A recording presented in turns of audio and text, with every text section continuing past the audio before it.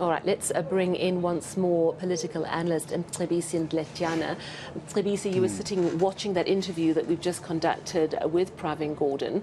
He spoke about the step-aside rule because I asked him, is it going to become a big issue with a number of provinces saying we should scrap it? He seemed almost to dismiss that it was going to be a problem. Well, I'm not surprised by that. I mean, corruption is a great problem for the ANC. Everybody knows that. They've done a lot of research. And that has been the one constant issue, that ANC people are corrupt. When they see ANC, they see corruption. So the party had to act.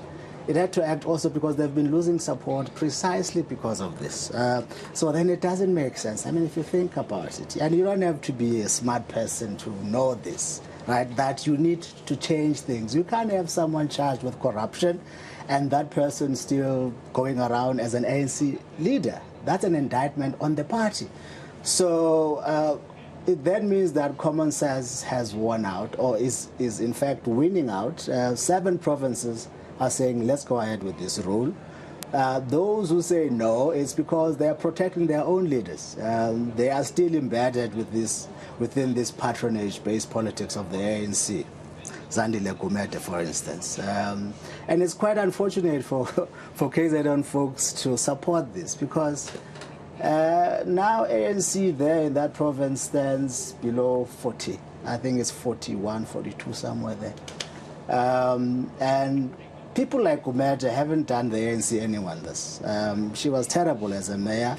Now she's charged of stealing close to 250 million rand. So it's really mind-boggling that a party losing support would cling to someone who's clearly a stain to the party.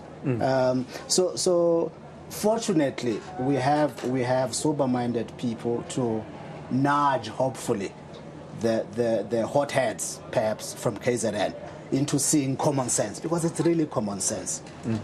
Is it that, or is it a matter of this platform, being the National Policy Conference, is not favorable for the type of politics that provinces like KwaZulu-Natal prefer, where it's a let's have it out? The reports coming out from the commissions that it's all cordial, we are convincing each other of the various perspectives, would be in sharp contrast with what you and I know, that when the full complement of delegates from all the branches are here, and the Economic Transformation Commission alone has almost 1,000 people wanting to attend, with the result that at some point it has to be decided that no, it's enough now, not all of you can be in this commission. So in this case it would be, I suppose, organizational renewal, where the step-aside rule would be discussed, where you'll have this massive number of people wanting to now weigh in. That style of politics, mass politics, let's have it out, let the numbers speak.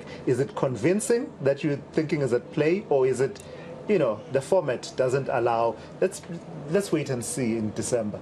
Well, you would still have a lot of people here. I mean, you have close to 3,000 or so people. And there are, a lot of views that are being expressed, but ultimately you still have to explain what you mean. Someone has got to write it down. It has to be rationalized, justified, and all that.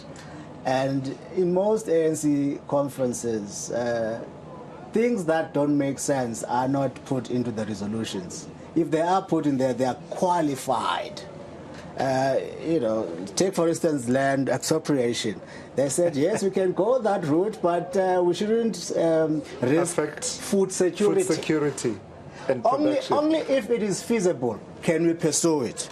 So you have Joel Netshitenze writing that, or you have Ronald Lamula. They will listen to you, the comrade will shout and say all sorts of things, but the scribe ultimately has to come up with a balance of sorts. Not that they are cooking the resolutions, but they try to avoid coming up with unreasonable decisions that cannot be implemented. Yeah. So yes, people can talk, but that has been, I guess, somewhat a benefit to the ANC, that they have a way of steering the rhetoric more towards reasonable common sense path. All right, Prof. Ndletyana, let's behave, Sal. Let's behave. No, we are. We are behaving now. We got into trouble with our last interview, so I think let's go to sport.